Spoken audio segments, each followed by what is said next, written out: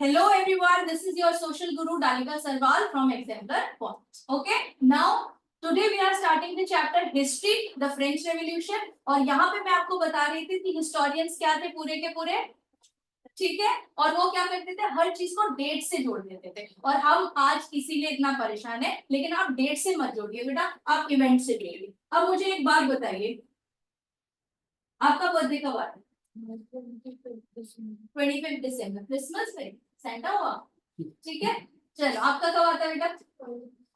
20, सारे 25 वाले, आपका भी 26, 12th में, ठीक है। अच्छा ये डेट आपके लिए स्पेशल क्यों है? अच्छा मैं बोलूं 23 अगस्त, आप तीनों के लिए स्पेशल है कोई डेट? कोई स्पेशल नहीं। आपको ये डेट क्यों याद है? क्योंकि आपका बर्थडे, क्योंकि आपने उसको किससे कनेक्ट किया बेटा? इवेंट्स, ठीक है। आपके मम्मी पापा का बर्थडे कब है, उनकी मैरिज एनिवर्सरी कब है, आपके बेस्ट फ्रेंड का बर्थडे कब है, या स्कूल में कौन सी डेट पे एग्जाम होने वाला है, कौन सा एग्जाम है, ये सब आपको क्यों याद रहता है? अब स्कूल में हर दिन 13 अप्रैल, 13 मई, 13 जून, 13 जुलाई आएगा, ठीक है। लेकिन अगर उस 13 को पेपर होगा तो 100% आपको याद है। टेस्ट है, पेपर है, कब है भाई, कब है बहन, ठीक है। 12 को 13 को ऐसे याद रखना। तो वी जस्ट नीड टू क्या करना है, हमको इवेंट को उसके साथ कनेक्ट कर देना है। We just need to connect the event from the, and you are not required to get afraid of dates. You just need to connect the dates with the events. ठीक है, आज तुम यहाँ आए हो, ठीक है। आज कौन सा डेट है? 30th 30 मई, मार्च 30, ठीक है। अगर अब तुम्हें ये नॉर्मल डेट याद नहीं रहेगा, लेकिन अगर तुमसे मैं आज के पैसे लूं 1 घंटे की क्लास की, ठीक है, तो तुम पूरा डेट वेट सब लिखोगे। मैम आपने 15 मिनट कम पढ़ाया था हमको, मैम 15 मिनट तो आपने बात की थी हमसे, ठीक है। तो ऐसे हमें क्या करना है, हमें डेट्स को इवेंट के साथ कनेक्ट करना, ठीक है बेटा। चलिए अब हम मूव करते हैं, इसलिए हमें डेट से घबराना नहीं, बस ये बात ध्यान रखना। अब इसके बाद तुम लोगों की स्पेशल फरमाइश पे शुरू कर देते हैं फ्रेंच रेवोल्यूशन, ठीक है। फ्रेंच रेवोल्यूशन स्टार्ट कर देते हैं। मैं सिर्फ अपने तरीके से फ्रेंच रेवोल्यूशन पढ़ाऊंगी, नोट्स बुक सब कुछ है आपके पास। अब मैं कुछ पिक्चर्स दिखाऊंगी, कुछ वीडियोस हम देखेंगे, वो हम बाद में देखेंगे। पहले आपको थोड़ा सा ट्रक्स बता देते हैं, फिर क्वेश्चन आंसर साथ में, ठीक है। चलिए पहली चीज आती है फ्रेंच रेवोल्यूशन।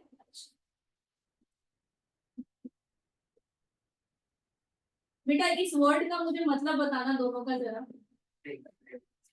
फ्रांस में क्या हुआ? रिवोल्ट किया। किसने रिवोल्ट किया होगा, जानवरों ने या इंसानों ने? इंसानों ने कि जानवरों ने, बस इतना बता सकता, बस ठीक है। तुम लोग भी ना क्या इतना ज्यादा आंसर मत दो, keep it very simple, keep it very very simple, okay. यहाँ पे मैं अभी लैंग्वेज की, रिलीजन की बात नहीं कर रही, आई एम जस्ट आस्किंग इंसानों ने कि जानवरों, क्या आंसर होना चाहिए? बस काम खत्म करो, क्यों इतना मुश्किल बनाना है हिस्ट्री को, ना चाहते हुए भी अननेसेसरी पूछा मैंने क्वेश्चन, नहीं अपने आप ही। देखो फ्रांस में क्या हुआ, रिवोल्ट हुआ, क्या हुई? क्रांति हुई, ठीक है। I am little bit good in Hindi, तो मैं थोड़ा थोड़ा हिंदी में भी बता देती हूँ। क्या हुआ? क्रांति किसने की? इंसानों ने। अब ऐसे कौन से इंसान होंगे जो क्रांति करेंगे, तो रिवोल्ट करें। अगर मैं यहाँ पे तुमको ठीक ठाक पढ़ा रही हूँ, तो क्या तुम मेरे खिलाफ क्रांति करोगे? लेकिन मैं तुम्हें बाल पकड़ पकड़ के मार रही हूँ, सोचो, ठीक है। या फिर मैं तुम्हें टॉर्चर कर रही हूँ, लिटरली तुम्हें बहुत एम्बैरेस कर रही हूँ, तो क्या तुम मेरे खिलाफ रिवोल्ट करोगे? Yes ma'am. कौन किसने नो? क्यों? तो करना पड़ेगा रिवोल्ट, नहीं करेंगे रिवोल्ट, ये मत सोचो मैं मैम हूँ, अगर कुछ गलत है तो रिवोल्ट करेंगे। पर ये नहीं कि मम्मी ने डांटा तो रिवोल्ट करेंगे, आपने डांटा कैसे, वहां वो सही बात के लिए डांटे, ठीक है। तो अब मुझे क्या, मैंने क्या पूछा आप लोगों से, ऐसे कौन से लोग थे जिन्होंने क्रांति की? हाँ भाई, क्यों क्रांति हुई, क्या हुआ होगा उन लोगों के साथ?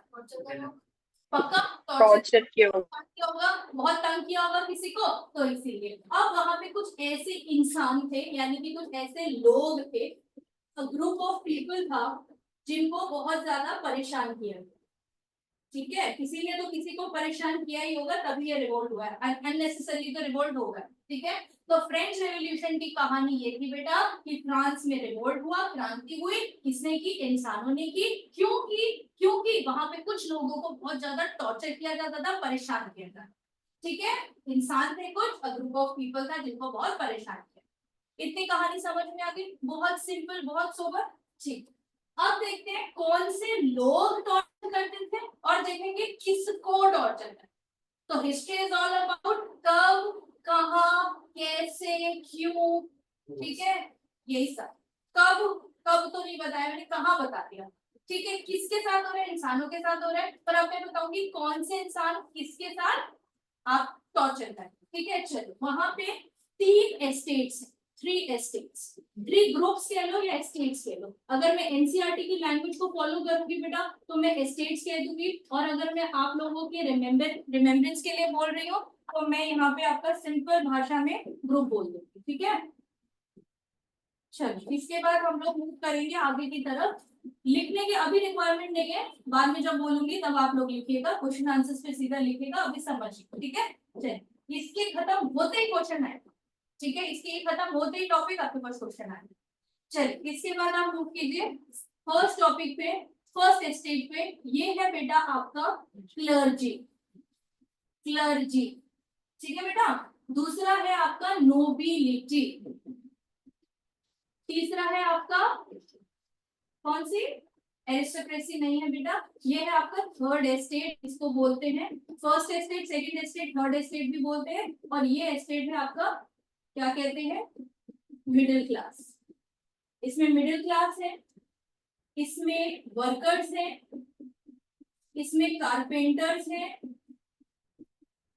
इसमें फार्मर्स हैं, इसमें एजुकेटेड एलाइट भी है, इसमें पढ़ा लिखा ग्रुप भी है, इसमें टीचर्स भी हैं, इसमें लॉयर्स भी हैं, इसमें कुछ बिजनेसमैन भी हैं। तो यहाँ पे मोर ओवर कुछ गरीब भी हैं, कुछ पढ़े लिखे अमीर भी, ठीक है। अब सबसे पहले देखते हैं क्लर्जी को, ठीक है, फिर देखेंगे नोबिलिटी कौन था, और फिर देखेंगे थर्ड एस्टेट। अच्छा, तो क्लर्जीज कौन थे बेटा, क्लर्जीज थे आपके जो फादर्स होते हैं ना चर्च में, वो। नोबिलिटी कौन था, नोबिलिटी, नोबिलिटी नाम से देखो, नोबल है यानी कि राजा महाराजा, ठीक है, राजा महाराजा। सबसे पहले कौन है, क्लर्जी, चर्च के फादर, क्योंकि वहां तो चर्च होते हैं। हमारे यहाँ पे बात करूँ तो जैसे पंडित जी, ब्राह्मण जी, ठीक है, ब्राह्मण, और वहां पे क्लर्जी यानी कि फादर्स। और यहाँ पे नोबिलिटी राजा महाराजा, ठीक है। और थर्ड एस्टेट मेरे और तुम्हारे जैसे लोग, ठीक है, कुछ एजुकेटेड है, कुछ एजुकेटेड नहीं है, एक से डन हो गया। अब मुझे बताओ कौन किसको दबाता होगा, कौन किसको परेशान करता होगा, बता दो जरा। देखो, अमीर लोग गरीबों को ही परेशान करते हैं, कभी देखा किसी गरीब को कि अमीरों को परेशान कर रहा है, नहीं, ठीक है। तो गरीब तो अमीरों को परेशान बेचारे नहीं कर पाते, लेकिन अमीर जरूर गरीबों को परेशान करते हैं। तो ये दोनों एस्टेट्स ने मिलकर ना इस एस्टेट की वाट लगाई, इस एस्टेट के लोगों। अभी तो बताया कि चर्च के फादर ले आएगा। तू ऐसा क्वेश्चन पूछ रहा है बेटा, पहले अंडा आया कि मुर्गी, अब मैं कहाँ से बताऊँ ये कहाँ से आए, ठीक है। ये सोसाइटी बनी, ये मैं क्या कहते हैं 17th सेंचुरी 18th सेंचुरी की बात कर रही हूँ। तब ये जो लोग थे, जो हमारी धरती बनी सैकड़ों साल पहले, फिर वहां पे फर्स्ट आदमी आया, दूसरा एक लेडी आई, ठीक है, उसके बाद उन्होंने अपनी फैमिलीज ग्रो की, फिर धीरे धीरे पूरा नेचर डेवलप हुआ, फिर और लोग आए, और लोग आए, फिर वो अलग अलग तरीके से बढ़ गए। French revolution, French revolution, French revolution के अंदर 3 स्टेट्स। हाँ, 3 एस्टेट फ्रेंच रेवोल्यूशन। अच्छा, ये नहीं समझ में आया, अरे बेटा, अच्छा अच्छा अच्छा, इसका मतलब क्या है बेटा, देखो ये तीनों एस्टेट्स कहाँ रहते थे, फ्रांस में, क्योंकि हम कौन से रेवोल्यूशन की बात कर रहे हैं, फ्रेंच रेवोल्यूशन। तो ये इंडिया के लोग तो हो नहीं सकते, ये कहाँ के लोग हैं, फ्रांस। चल, बहुत बढ़िया, ठीक है। कौन किसको दबाता होगा जल्दी से बता दो यार, इतना तो इजी है। फादर और क्लर्जी और राजा उन्हें पुअर पीपल को।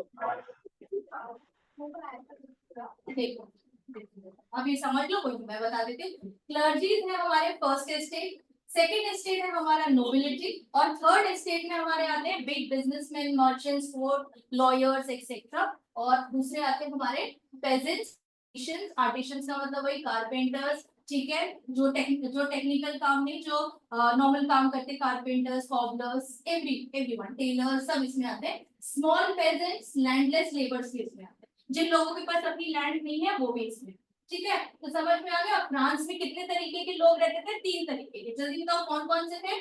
First estate, second estate and third estate. First estate को हम क्या बोलते हैं? क्लर्जी। सेकंड एस्टेट को हम क्या बोलते हैं? नोबिलिटी। थर्ड एस्टेट में कौन है? कौन है? Big businessman, merchant, pageants and artisan and small pageants, landless labour. अगर सारा याद नहीं होता है कोई बात नहीं है, या एक चीज बस इतना याद कर लो कि बिग बिजनेसमैन भी है इसमें, पढ़े लिखे लोग भी। बिना पढ़े तो आप लॉयर बन नहीं सकते। तो बिग बिजनेसमैन जिनके पास पैसे हैं, लॉयर्स हो गए जो पढ़े लिखे हैं, पेजेंट्स का मतलब आपको पता ही है फार्मर और कॉबलर, और ये जो आर्टिशन है जो बिल्डिंग्स बनाते हैं वो सब इसमें आ गए, बिल्डर। और क्या याद कर लो? Landless labour. कितना याद कर, ठीक है। तो ये तीन तरीके के लोग हैं जिसमें ये दोनों लोग मिलके इस पूरी कम्युनिटी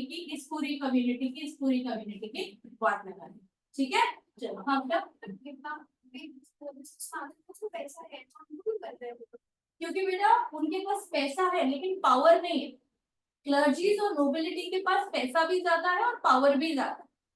ठीक है, तो आप लोगों को एक कॉन्सेप्ट बता देते हैं। हाँ बिल्कुल बढ़िया क्वेश्चन एक बच्चे ने पूछा कि मैम इनके पास तो पैसा है फिर भी क्यों परेशान करें? क्योंकि बेटा इस कंट्री में क्या चलता है? मोनार्की है। यहाँ पे डेमोक्रेसी नहीं है कि आप अपनी आवाज उठा सकते हो। यहाँ पे जो राजा को ठीक लगता है अल्टीमेटली वही ठीक है। समझ में आ गया बच्चे?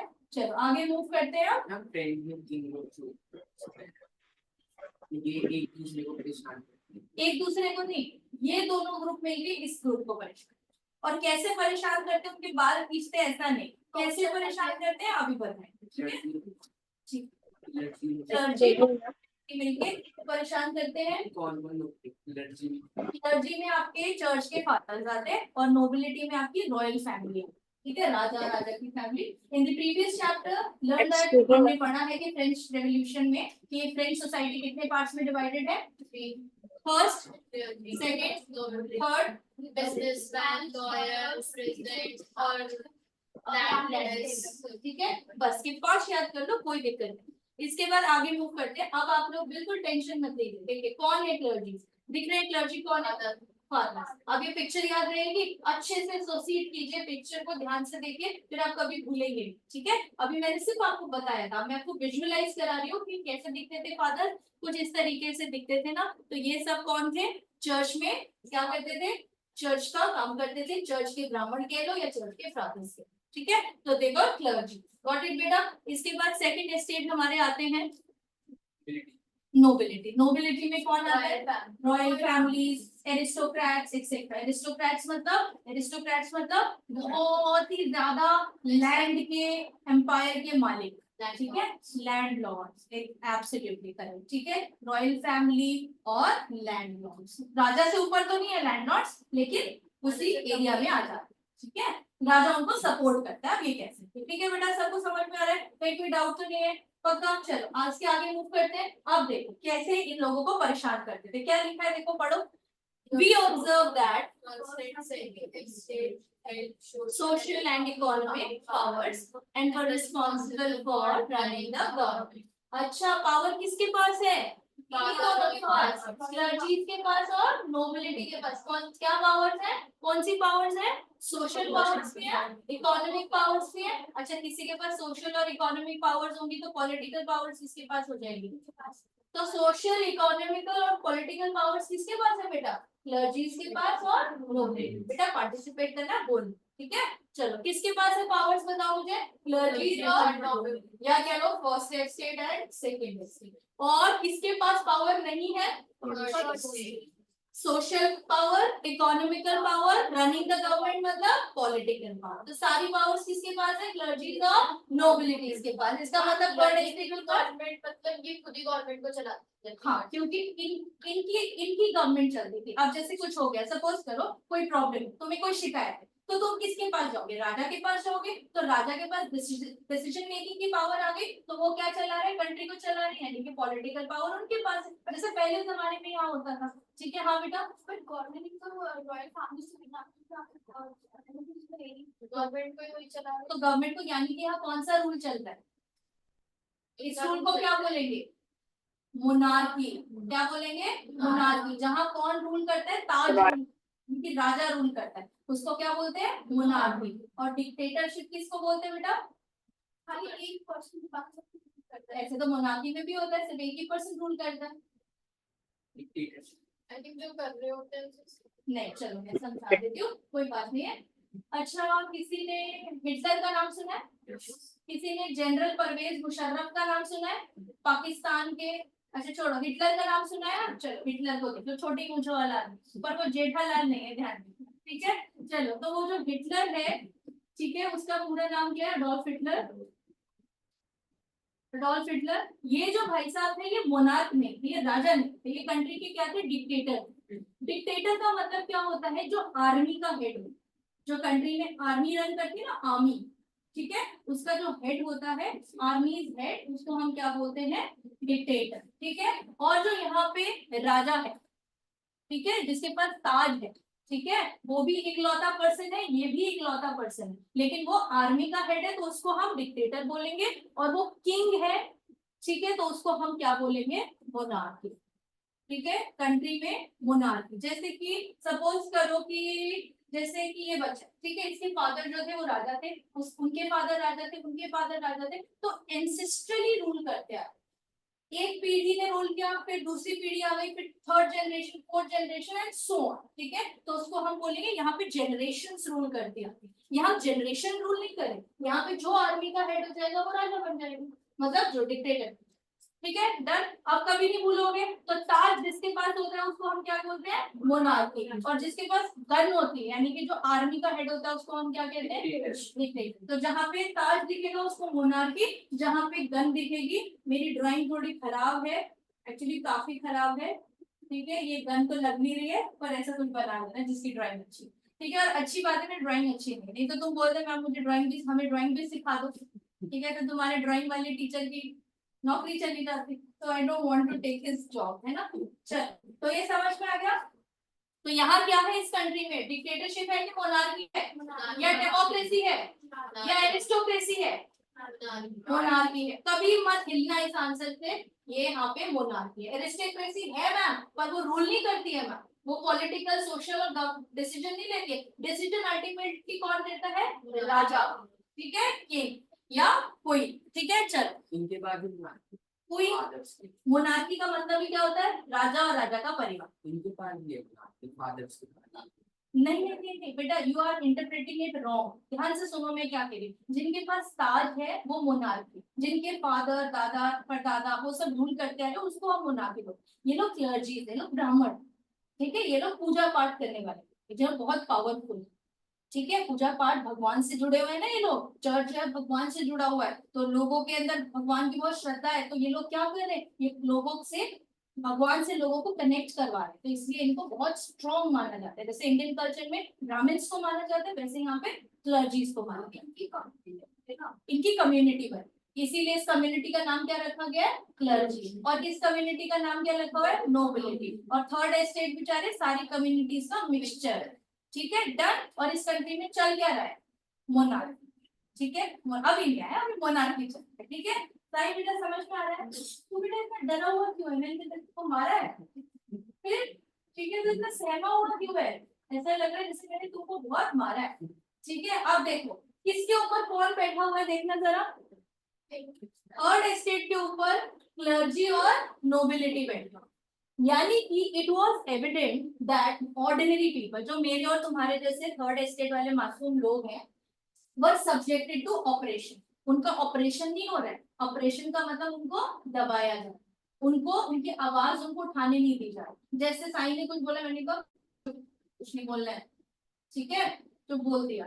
अब वो बेचारा कुछ सही बात बोल रहा है कि मैम मेरे साथ ऐसा ऐसा हुआ, चुप चुप बोलना नहीं है तुझे, ठीक है, एकदम उसकी आवाज को डाउन कर दिया। तो यहाँ पे क्या हो रहा है? फर्स्ट एस्टेट और सेकंड एस्टेट मिलके, क्लर्जी और नोबिलिटी मिलके थर्ड एस्टेट को क्या कर रहा है बेटा? ऑप्रेस कर रहा है, सप्रेस कर रहा है, और बहुत ही ज्यादा ह्यूमिलेट कर रहा है। ऑर्डिनरी पीपल, सामान्य लोग, मेरे और तेरे जैसे, मर्चेंट्स हो गए, लेबर्स हो गए, टीचर्स हो गए, जो भी थर्ड एस्टेट में, ठीक है, आम आदमी, ठीक है। आम आदमी में कौन है यहाँ पे? आम आदमी में कौन है? ये सब आम आदमी, क्योंकि ये लोग नोबिलिटी नहीं है ना, राजा थोड़े है, राजा की फैमिली थोड़ी है, ब्राह्मण थोड़े है, तो इसीलिए लोग नॉर्मल पीपल में, ऑर्डिनरी पीपल, ठीक है। चलो अब इसके बाद आगे मूव करते हैं, और यहाँ पे देख लेते हैं दोज हु ऑपरेसिंग। ऑपरेस कौन कर रहा है? अब देखो, क्लर्जी और नोबिलिटी किसको ऑपरेस कर रहे हैं? थर्ड स्टेट को किसके बल पे ऑपरेट कर रही है? पावर और प्रॉपर्टी की पावर। राजा के पास डिसीजन मेकिंग की पावर। मैंने बोल दिया इसको समझ नहीं आ रहा, इसको फांसी लगा दो। ठीक है, लगाओ उसको फांसी, लगाओ अभी लेकर फांसी। ठीक है, राजा हूं मैं, ले लिया मैंने डिसीजन। सही बात है? हाँ तो देखिए सही बात है, लगा दो इसको फांसी। ठीक है, गलत बात है बेटा, ऐसे नहीं करना चाहिए। उसकी बात भी तो सुननी है। मैंने उसको सिर्फ समझ नहीं आ रहा तो मतलब उसको फांसी लगा दो। सारे कह रहे हैं हाँ। ठीक है, और इसके बाद अब देखो नोबिलिटी के पास जो अमीर लोग हैं, बड़े बड़े एस्टेट के मालिक हैं, लैंडलॉर्ड हैं, इनके पास क्या है? खूब सारी प्रॉपर्टी। प्रॉपर्टी किसके पास नहीं है? थर्ड एस्टेट वाले के पास। लेकिन थर्ड एस्टेट वालों के पास पैसा है, कुछ के पास है, बहुत कुछ, एक मुट्ठी भर पीपल भी नहीं होंगे जिनके पास पैसा है, बाकी सबके पास पैसा नहीं। तो कौन इनके ऊपर रूल कर रहा है? क्लर्जी और नोबिलिटी। देखो ये पिक्चर देखो कितनी एविडेंटली आपको प्रूव कर रही है कि थर्ड एस्टेट को फर्स्ट एस्टेट और सेकंड एस्टेट ने पूरी तरीके से ऑप्रेस और सप्रेस कर। ठीक है बेटा, डन हो गई बात। अब समझ में आ गया कि क्रांति शुरू कहां से हुई, गुस्सा कहां से आने लगा। अब देखो समझा देती हूँ कहां से गुस्सा आया। ये जो फर्स्ट एस्टेट वाले हैं और सेकंड एस्टेट वाले, थर्ड एस्टेट वालों की देखो कितनी बुरी दुर्दशा कर रखी है। ठीक है, दे वर ऑपरेसिंग देम लाइक एनीथिंग। और उसके बाद अगर मैं यहाँ पे साईं को बिना बात के पीटती रहूं, ठीक है, पीटती रहो, पीटो बेटा, नहीं, ठीक है, पीटती रहो। तो तुम लोगों को भी दिख रहा है कि मैम तो इसको बेफालतू में यार परेशान कर रही है, इससे सारे टैक्सेस भी ले लेती है, इससे क्लास का काम भी करवा लेती है, इसकी पॉकेट मनी भी ले लेती है। मैम तो इसके ऊपर बहुत बुरा कर रहे हैं यार। तो तुम लोगों को गुस्सा आएगा कि नहीं आएगा? तुम लोग हो गए हम भी तो स्टूडेंट है, कल को मैम हमारे साथ भी ऐसा कर सकती है, तो तुम लोगों को इसकी प्रॉब्लम देख के गुस्सा आएगा कि नहीं आएगा? अरे तुम लोगों को गुस्सा आएगा तो साईं को गुस्सा आएगा कि नहीं आएगा? मैं उसको पीट रही हूँ बिना बात के, तो बताओ आएगा कि नहीं आएगा? एकदम आएगा। साईं गुस्सा आ रहा है, आ रहा है, धीरे धीरे गुस्सा आ रहा है। तो अब धीरे धीरे गुस्सा किसको आएगा? थर्ड एस्टेट को। ठीक है, थर्ड एस्टेट को। देखा साईं का एग्जांपल लिया, उसको समझ में आ। ठीक है, तो तुम लोग बता दो, तुम्हारा नाम ले लेके एग्जांपल लेते हैं, सो अगर तुमको समझ में आ। ठीक है, तो थर्ड एस्टेट वालों को बहुत ज्यादा ऑप्रेस किया जाता था और बहुत ज्यादा सप्रेस किया जाता था। किसके बेसिस पे? पावर ऑफ प्रॉपर्टी के बेसिस पे। तो इस वजह से इन लोगों को धीरे धीरे क्या आने लगा? गुस्सा आने लगा। और इनका गुस्सा धीरे धीरे किसमें टर्न आउट हो गया बेटा? Turn out into a revolt. कि मैम बस अब आप नहीं बोल। हाँ बेटा, वेरी गुड। तो अब साईं कहेगा बस मैम, अब मैंने बहुत पिटाई खा ली, अब आप मुझे और नहीं मार सकते, अब मैं रिवोल्ट कर लूं। ठीक है, तो this is how the chapter will go on. ठीक है, समझ में आया? कहाँ की घटना है ये, कहाँ का इंसिडेंट है, जल्दी बताओ। फ्रांस का। ठीक है, कितने स्टेट्स हैं? नाम बताओ। First, second, third middle class बोलो, एजुकेटेड है। ठीक है, या फिर बोलो pageants and educated, pageants and educated, pageants and educated. ठीक है, इस कौन किसको सप्रेस करता है? Which class? पूरा क्वेश्चन भी नहीं बोलने देना। अच्छा, फर्स्ट और सेकंड एस्टेट मिलके थर्ड एस्टेट को ऑपरेस करके suppress on the basis of Property and power and property. Very good. ठीक है, एंड दिस, हाँ very good. And who was running the government, who was running the country, which estates were running the country? First state and second state. Very good. And which rule was there? Monarch. Which rule was there? Monarch. Not dictatorship, not democracy. That was purely monarch. Done. ये सारे questions तुम्हारे दिमाग से clear हो गए हैं? ठीक है, पक्का। अब कुछ और बातें कर लेते हैं। फट ऑपरेस मतलब ऐसे ही किसी को परेशान करना, प्रेशर बनाना, उसके पैसे ले लेना, उसके ऊपर टैक्सेस लगाना। ठीक है, इरिटेट करना, परेशान करना, पैसे ले लेना, उससे काम कराना। क्लास में वो आया, मैंने बोला सब साफ कर दो साइड। ठीक है, सब साफ। बुली करना, बुली करना, राइट। ठीक है, तो मैंने कहा तुम्हारे पास पैसे हैं, निकालो पैसे। कितने पैसे? कितने पैसे साइड? देखो बहुत चला के कह रहे हैं, ठीक है इसके पास पैसे, लेकिन देना नहीं चाहता, ये चला गया। लेकिन ये मैंने इसको ऑपरेस किया जबरदस्ती, इसको इससे पैसे दिए। हाँ, पोजेसिंग मतलब होता है वो चीज उसके ऊपर लागू करना, जबरदस्ती उससे निकलवाना। ठीक है, यहाँ के हिसाब से ये वाला पोजेशन ना, possessed as they possess मतलब उनके पास पावर थी और प्रॉपर्टी थी। they had power and property and that is why on that basis they were dominating them, they were suppressing them, they were oppressing them। आप देख सकते हैं कुछ ऑपरेशन सप्रेशन तीनों ही दोनों ही, उनको दबाना, उनको उनकी बात बोलने ना देना, ठीक है, जैसे गरीबों को बोलने नहीं दिया जाता वैसे, ठीक है, उनको किसी काम करवाना या उनको कोई भी राइट देना, जैसे मुझे लग रहा है कि इसकी गलती है या इसकी गलती नहीं, ठीक है, जैसे मेरे रॉयल फैमिली के किसी आदमी ने किसी का मर्डर कर दिया, ठीक है, पर मुझे उसको प्रोटेक्ट करना है, मुझे उसको प्रोटेक्ट करना है, बेटा क्या नाम है, यशिका, यशिका ना मेरी फैमिली से सब, ठीक है, तो मुझे उसने मर्डर किया है किसी, मुझे उसको प्रोटेक्ट करना है, ठीक है, तो ये सॉफ्ट टारगेट मिल गया, थर्ड एस्टेट लगा दो इसको पास, कुछ कुछ घुमा फिरा दो, ठीक है बेटा, और इसके ऊपर डाल दो सारा का सारा ब्लेम, इसके ऊपर डाल दो, क्लर्जी नहीं है थर्ड एस्टेट में, इसके ऊपर डाल दो, ठीक है, और इसको चढ़ा दो और बचा लो अपनी फैमिली को, ठीक है, तो this is how they were possessing power and they were possessing property, ठीक है, चलो इतना क्लियर हो गया, अब किसी को कोई डाउट नहीं है, चलो अब आगे कुछ बातें करेंगे, अब ये वाला पूरी कहानी तुमको समझ में आ गई होगी बेटा, ये वाला फ्रेंच रेवोल्यूशन शुरू हुआ, फ्रांस में हुआ, क्रांति की क्यों, किसने क्रांति की, इंसानों ने, जानवर तो नहीं थे, नहीं थे, कौन से टाइप के लोग थे, लूई क्या था, अच्छा अब तुम्हें सब समझ में आएगा कि मैम ये दो स्टेट मिल गए ना, इस स्टेट को बहुत ऑप्रेस करते थे, सप्रेस करते थे, लेकिन अब तुम्हें एक और बात बतानी, इस ग्रुप की तो अभी बात ही नहीं की, ठीक है, अब यहाँ पे एक राजा था, अभी मैंने बोला राजा था, राजा तो था ही, उस राजा का नाम क्या था, लुइस नहीं होता बेटा, फ्रेंच लैंग्वेज में हम ना लुई बोलते हैं, ठीक है, लुई, इस हम कभी भी नहीं प्रोनाउंस करते हैं, लुई,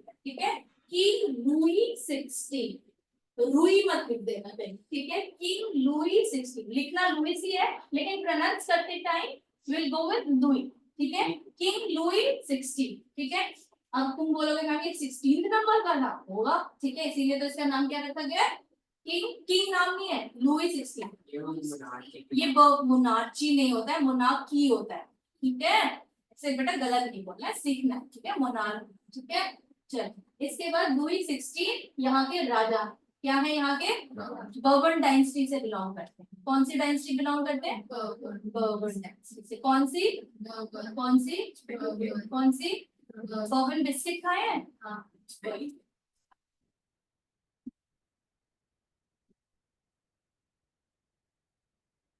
ठीक है, बर्बन डायनेस्टी, डायनेस्टी की स्पेलिंग में बताओ, गुड, ठीक है, जी बर्बन और ये लुई है, इनको क्या करते हैं, अपन दो ब्रांच के नाम है, लुई तो और बर्बन इसके, हाँ बिल्कुल है, बिल्कुल कर सकते हो, या तो आप किसी भी तरीके से कर सकते हो, तुम्हारी अपनी मर्जी है, ठीक है, लुई जो था वो बर्बन खा रहा था, बर्बन बिस्किट खा रहा था, तो लुई किंग है और बर्बन डायनेस्टी, ठीक है, बर्बन डायनेस्टी में लुई अपना राज करता था, नहीं नहीं नहीं नहीं, जैसे आप आपका सरनेम क्या है, यादव, तो आप कौन सी फैमिली से हो, यादव फैमिली से चलते आ रहे, तो वो उस फैमिली से, ठीक है, लुई 16 सेंचुरी बर्बन खा रहा था, ऐसे याद कर लो, ठीक है, आरडी बर्मन मत लिख देना गलती से, ठीक है, कभी कहीं बदले सिंगर का ही नाम है, बहुत इजी है, लुई, ठीक है, क्या खा रहा है, बर्बन खा रहा है, यानी कि बर्बन डायनेस्टी से नंबर क्या है 60, 16 बिस्किट खा गया, ऐसे भी याद कर सकते, ठीक है, लुई बर्बन नहीं नाम है,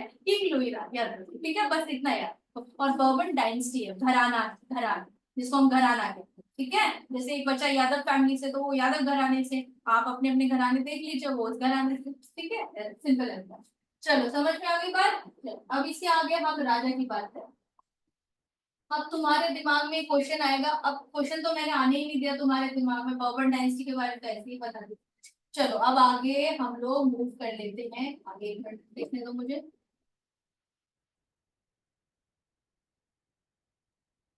ये क्वेश्चन है तुम लोगों का, किंग के बारे में समझ में आ गया, अच्छा किंग ना इतना बकवास किंग है ना, इतना बेकार किंग है ना बेटा, कि वो लोगों को बिल्कुल भी सपोर्ट नहीं कर, क्या नहीं कर रहा है, बिल्कुल, अगर यहाँ पे इसने इसको पीट दिया तो मैं कुछ नहीं बोल, ये रॉयल फैमिली का, वो बेचारा थर्ड एस्टेट, चलो शिफ्ट करते, ये थर्ड एस्टेट का, वो रॉयल फैमिली, वो परेशान हो गया थर्ड एस्टेट करते हुए, तो इसने इसको पीट दिया, कुछ भी कर दिया, उससे टैक्सेस लिए जा रहे, बहुत कुछ किया जा रहा है, लेकिन वहां पे उसको बिल्कुल भी राजा को ही ध्यान नहीं, किसी के लिए काम नहीं कर रहे राजा, सिर्फ राजा किसके लिए काम कर रहे हैं, अपने ट्रेजरी को बढ़ाने, और अपने पैसे को बढ़ाने के लिए जो राजा है ना, लोगों से पता है क्या लेता है, टैक्सेस, और सारे टैक्सेस कौन पे करता है? Third estate. वेरी गुड बेटा, थर्ड एस्टेट। फर्स्ट और सेकंड एस्टेट खुद थोड़ी पे करेगा, है ना। फर्स्ट एस्टेट ब्राह्मण भी नहीं करते, क्लर्जीज भी नहीं करते, सिर्फ थर्ड एस्टेट जो है आपका सारे के सारे टैक्सेस को पे करता है। क्या गलत नहीं लगता तुम लोगों को? सारे टैक्सेस भी वो पे करें, ठीक है। और उनको क्या देना पड़ता है? डायरेक्ट टैक्स भी देना पड़ता है और इनडायरेक्ट टैक्स भी देना पड़ता है, डायरेक्ट भी और इनडायरेक्ट टैक्स, ठीक है, दोनों टैक्सेस देने पड़ते हैं। प्लस ये लोग जो है, जो थर्ड एस्टेट है, वो राजाओं के घर पे और एरिस्टोक्रेसी के घर पे एज अ डोमेस्टिक हेल्प भी काम, उनकी जो वाइफ्स है, ठीक है, जैसे लैंडलेस लेबर्स हो गए या लेबर है, पेजेंट्स है, उनकी वाइफ जो है इनके घर पे एज अ क्या काम करती है? Domestic labour, domestic servant. और जो बाकी के लोग हैं इनके खेतों में काम करते हैं, इनके फार्म्स में काम करते हैं। तो यानी कि काम भी यही करते हैं, वर्क भी यही करते हैं, डोमेस्टिक हेल्प भी यही है, लेबर भी यही है, डोमेस्टिक हेल्प भी यही करते हैं। और एक और बात बताऊं बेटा, डोमेस्टिक हेल्प के लिए या फिर डोमेस्टिक सर्वेंट के लिए, एक और बात बताऊं, आर्मी में भी यही सब है, आर्मी में भी इन्हीं को डाल, third estate. Excuse me ma'am. Yes बेटा। मैम अगर जो थर्ड एस्टेट के पीपल हैं वो उन्हीं के अंडर काम करते हैं तो फिर वो टैक्सेस कैसे पे करते हैं उन्हें? किसे करवाया जाता है बेटा टैक्सेस? बोलते हैं कि आपको टैक्सेस पे करने। अब मोनार्कियल रूल चल रहा है, राजा ने बोल दिया तो लोगों को करना पड़ेगा, वरना राजा भेज देगा उनको मरवाने के लिए। इन कामों की तो फिर उन्हें सैलरी कौन देता है? उनको सैलरी, देखो अब समझो, तुम लोग इतना टेक्निकल चले गए, टेक्निकल जाओ, चलो मैं समझा देती, कोई प्रॉब्लम नहीं। थर्ड एस्टेट के जो लोग हैं उन्हें आर्मी में सर्व करने के लिए बोला जाता है, ठीक है। अब बच्चे पूछ रहे हैं मैम इन्हें सैलरी कौन देता है, ठीक है। बेटा सैलरी जो इनको पीनट्स मिलते भी होंगे, ठीक है, थोड़ा बहुत जो इनको सैलरी मिलती होगी उसमें से भी उनको क्या बोला जाता है? उनको टैक्सेस पे कर, क्योंकि राजा ने बोल दिया तो उनको कर। फर्स्ट एस्टेट जो हमको भगवान से जोड़ रहा है, जो क्लर्जी है, उनसे आप पैसे नहीं ले सकते, because somehow they are connecting you towards the god, so that is why they are not liable to pay the taxes। and nobility को तो अपना ट्रेजरी बढ़ा, तो वो तो anyway खुद तो टैक्सेस देंगे नहीं ना, गवर्नमेंट टैक्स देती है, तुमसे पेट्रोल का, डीजल का, हर चीज का टैक्स लिया जाता है। तुम आज रेस्टोरेंट में खाना खाने चले जाओ, ठीक है, सर्विस टैक्स, और तुम कुछ खरीदने जाओ, जीएसटी लगता है तुम पे, सारे सारे टैक्सेस लगते हैं। तो तुम कहोगे कि मैम हमारे पापा जो है वो तो आर्मी में काम करते हैं, ठीक है, तो उनके ऊपर टैक्सेस नहीं लगने चाहिए। बेटा कुछ हो सकता है, कुछ छूट मिलती है, हमारे आर्मी मैन को कुछ छूट मिलती है, ठीक है, उनको प्रायोरिटीज मिलती हैं आज के टाइम पे, लेकिन टैक्सेस तो बेचारे वो भी पे करते हैं। तो हम ये थोड़ी कह सकते कि राजा ने बोल दिया कि आप उसको सैलरी मिल रही है तो आप टैक्सेस पे नहीं करेंगे, तो उसी सैलरी में से ही उनको टैक्सेस पे करने हैं। ठीक है बेटा। थर्ड एस्टेट की तो हालत खराब है, थर्ड एस्टेट तो आर्मी में काम कर रहा है लेकिन टैक्सेस भी पे कर रहा है, प्लस वो क्या कर रहा है, प्लस एज अ, क्योंकि अब इतना पैसा तो है नहीं उनके पास, तो उनकी वाइफ के पास, उनके हस्बैंड के पास इतना पैसा ही नहीं, पेजेंट्स के पास पैसा ही नहीं है, तो बेचारे क्या कर रहे हैं, एज अ लेबर काम कर रहे हैं, इन फील्ड्स में काम कर रहे हैं, एज अ फार्मर काम कर रहे हैं, और आर्मी में भी सर्व कर रहे हैं। पैसा है नहीं तो क्या करें, आर्मी ज्वाइन करें, कुछ तो पैसा मिलेगा कम से कम। आप समझ में आया बेटा? कोई डाउट? No ma'am. अभी मैं सारा समझाऊंगी, डोंट वरी, ठीक है, अभी सारा समझाऊंगी, अभी सब आएगा। अभी मैं सिर्फ ना आप लोगों को शेल क्रिएट कर दे रही हूँ, शेल इन द सेंस आप लोगों को ओवरऑल स्टोरी क्रिएट कर दे रही हूँ, सो दैट जब मैं उस शेल में आपको लेकर जाऊँ तो आपको कोई कंफ्यूजन ना। अभी ये एक एक चीज आपको बताई जाएगी कि डायरेक्ट क्या है, इनडायरेक्ट क्या है, everything I will sort, because 1 hour की क्लास है, मैं तो मेजर पोर्शन आपको क्लियर करना चाहती हूँ, ठीक है। और इसके बाद तो हमें पढ़ना ही है पूरे साल, so don't worry, I will give each and every answer of yours, ठीक है, but you need to understand what I am creating. I am creating a shell, I am creating a covering, कि आपको covering पूरी समझ में आए, then I will make you understand each and every part. Okay, चल इसके बाद अब तुम्हें ये समझ में आ गया कि कहां से कहानी शुरू हुई, फ्रेंच रेवोल्यूशन से कहानी शुरू हुई, कहां से शुरू हुई, फ्रांस से शुरू हुई। कितने स्टेट से, जल्दी जल्दी बोलो, 3 नाम बताओ। Clergy, nobility, third estate. बार-बार रिवाइज कराती रहोगे हर क्लास में, ठीक है। कौन किसको सबसे ज्यादा ऑपरेट और सप्रेस कर रहा है? फर्स्ट और सेकंड, थर्ड एस्टेट को फर्स्ट और सेकंड थर्ड को। लुई 16, लुई 16 कौन लुई से? 16 बर्बन। बर्बन। Very good. और इस कंट्री में कौन सा रूल चल रहा है? मोनार्की, ठीक है। और स्टेट जो है उस पे किस तरीके का ऑपरेशन हो रहा है, किस तरीके की ये किस तरीके के से उनको दबाया जा रहा है? पहला बाय टेकिंग टैक्सेस। पहली चीज बताओ, कीप इट सिंपल। पहली चीज taxes, second taxes Second, Worker. worker, Domestic they are working as a labor or a domestic servant. ठीक है. And third one, they are serving in a army. They were serving army. ठीक है. तो overall मैं देखूं सब क्या किया जा रहा है? थर्ड एस्टेट ही सब कर रहे हैं. तो इस बात से किसको गुस्सा आएगा? Third estate. कौन आवाज उठाएगा? Who will raise their voice? Third estate. And who will revolt? Third estate. Third estate. समझ में आई बात? तो कहाँ से ये कहानी शुरू हुई, ये सब समझ में आ गया. इसके बाद हम शेल के अंदर जाएंगे, क्या सिचुएशंस थी कंट्री की, उस टाइम पे क्या हो रहा था, क्या नहीं हो रहा था. ठीक है. उन सब इवेंट्स आपको डेट के साथ कनेक्ट करते हैं. ठीक है. That is it. ऐसा तो नहीं लगा बहुत बोरिंग थी क्लास? हिस्ट्री मुश्किल लग रही है? नहीं, अभी तो नहीं लग रही है. ठीक है. क्या सोच के आए थे? हिस्ट्री बहुत मुश्किल है. अच्छा, चलो अब एक बात, अब ये क्वेश्चन है छोटा सा ऐसे ही तुम लोगों के लिए डाला हुआ है ताकि तुम थोड़ा सोच सको. Now think for a moment, एक मोमेंट लो और सोचो about what someone would do if they were subjected to operation. जैसे मैं मारना शुरू कर दूं, अगर उनको सब्जेक्ट बनाया जा रहा है, उनके ऊपर ऑपरेशन किया जा रहा है, उनके ऊपर सप्रेशन किया जा रहा है, उनको दबाया जा रहा है, दे वर सब्जेक्टेड टू ऑपरेशन और सप्रेशन, उन्हें उस बात का उस चीज को उन्हें विचारों को हैंडल करना पड़ रहा है, तो वो लोग क्या करें? सोचो तुम क्या करते अगर तुम उस टाइम पे थर्ड स्टेट में होते? Revolt. रिवोल्ट करते. रिवोल्ट करते. की बात तो रिवोल्ट करते. क्लर्जी होते और नोबिलिटी होते तो बड़े मजे आते तुम्हारे, है ना. लेकिन तुम थर्ड स्टेट होते तो तुम्हारे बिल्कुल मजे नहीं आते और तुम रिवोल्ट सकते. और बिल्कुल सही बात है बेटा, अगर कोई गलत बात हो रही हो हमारे साथ, अगर कोई हमें बिना बात के और गलत चीजों के लिए सप्रेस कर रहा हो, ऑपरेस कर रहा हो, तो हमें जरूर रिवोल्ट करना. ठीक है. हमें मैम ने मारा तो हम रिवोल्ट करेंगे, ऐसा है. होमवर्क तुम नहीं करके जा रहे, मैम पनिशमेंट तो रिवोल्ट, ऐसा नहीं. ठीक है. तुम्हारा भरोसा नहीं है, तुम किसी चीज को अलग वे में ले लेते हो. मैम ने कहा हर गलत चीज के खिलाफ आवाज उठानी चाहिए, उठाओ, क्योंकि हमारे लिए गलत है ना. हमें मैम ने क्यों मारा? ये नहीं देख रहे कि होमवर्क करके नहीं आए, पढ़ के नहीं आए, इसलिए मैम तुम्हें डांट रही है.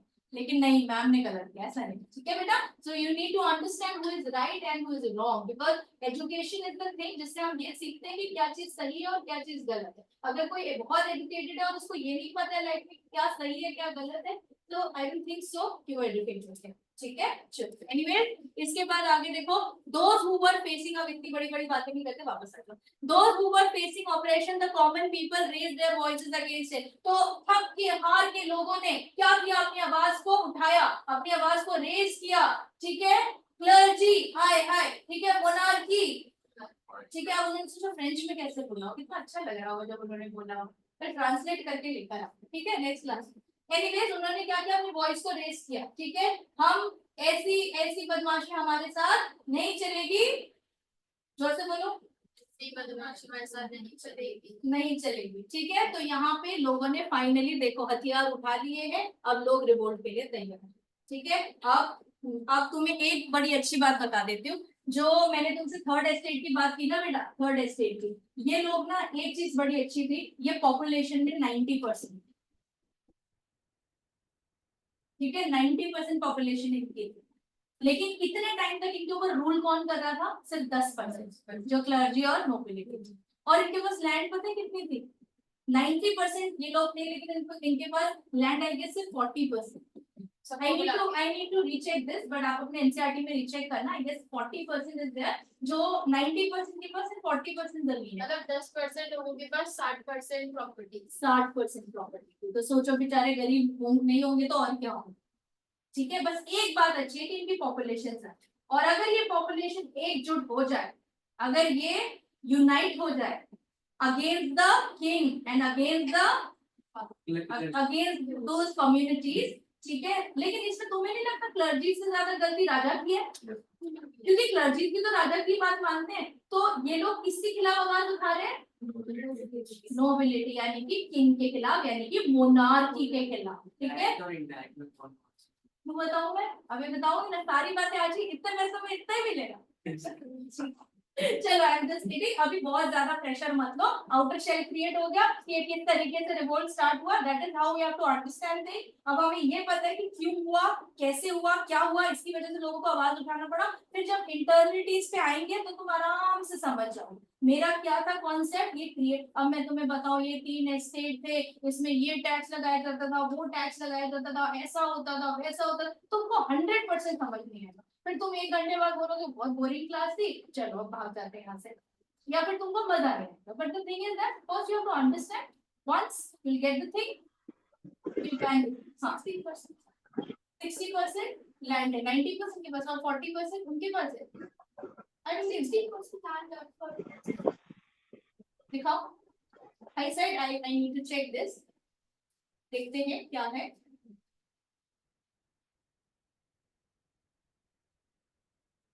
हाँ लिखा बताओ।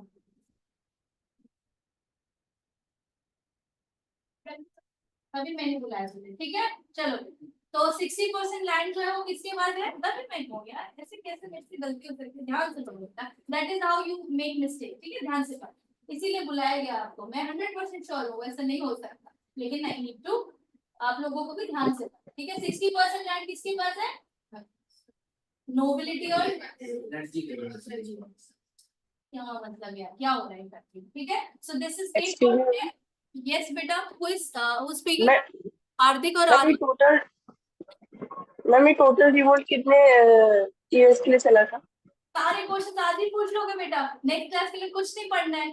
अभी इनडायरेक्ट और डायरेक्ट टैक्सेस पे पूरा हो गया, ठीक है। अभी कितने साल चला बेटा, don't worry, I give you each and every information regarding this, ठीक है। Don't you worry about that, इतना एक्साइटमेंट मत लाओ, ठीक है। हिस्ट्री के लिए बड़े अच्छा लग रहा है, तुम लोग इतना खुशी से पढ़ रहे हो, इतनी हंसी वाली चेहरे, कहीं हंस के दिखाओ। हाँ वेरी गुड, ठीक है चलो। एनीवे देखो, हंस हंस के पढ़ना है, खुश होके पढ़ना है। मैं तुम्हें बहुत ज्यादा बोर करना नहीं चाहती, पर थोड़े क्लासेस के बाद थोड़ा बोरिंग होगा, ठीक है। डोंट वरी, क्योंकि अल्टीमेटली तो हिस्ट्री है और तुम बच्चे ही हो, ठीक है। बट मैं चाह रही हूँ कि तुम लोग किस तरीके से चीजों को समझो, ये मैं चाहती हूँ कि तुम लोग अपनी चीजों में सॉर्ट हो, ठीक है। अब ये बच्ची कभी नहीं भूलेगी कि क्लर्जी और नोबिलिटी के पास 60%, ठीक है। So once you get you'll do mistake, then that moment आप लोगों को फिर वो रियलाइज हो गया, कुछ समझ में आ गया, तो फिर आप गलती करते हो। सब्जेक्टेड मतलब होता है जब आप उसके, मतलब कोई आपको, आपके ऊपर वो चीज ला रहा है, जैसे they are subjected to dominance, you are subjected to study, मतलब तेरे को पढ़ाई करना जरूरी है, ठीक है। तेरे ऊपर सब्जेक्ट लाया जा रहा है, तो एक ही मतलब होता है ऑप्रेस सप्रेस। नहीं हाँ, ऑपरेस और सब्जेक्ट्स का तो एक ही मतलब होता है, सब्जेक्टेड का मतलब डोमिनेंट का मतलब डोमिनेंट का मतलब आप किसी के ऊपर चढ़ जाओ, हाँ किसी के ऊपर चढ़ जाओ, मतलब किसी को खा जाओ, दिमाग खराब कर दो, ठीक है। चल मतलब अपने आप को ज्यादा इंपॉर्टेंस दो और दूसरे को बिल्कुल इंपॉर्टेंस ना दो, तो दैट इज डोमिनेंस, ठीक है। समझ में आ गया बेटा, ये इवेंट कब हुआ, कहाँ हुआ, कैसे हुआ, ठीक है। और इसके अलावा ये डायरेक्ट टैक्सेस, इनडायरेक्ट टैक्सेस क्या थे, कब हुआ, ये चीजें, इसके अंदर और क्या क्या चीजें थी, क्या मोनार्की खत्म हुई होगी, क्या लोगों ने जो रिवोल्ट किया होगा वो सक्सेसफुल रहा होगा, और अगर रहा होगा तो कितने लोगों को अपना खून बहाना पड़ा होगा, कितने लोगों ने कितनी मुश्किल से ये रिवोल्ट किया होगा, और रिवोल्ट के रिजल्ट में उनको क्या डेमोक्रेसी मिली होगी या नहीं मिली होगी, ये हम जानेंगे अगली बार, ठीक है। Thank you so much for all your patience, thank you, you can move now, ठीक है। Thank you so much.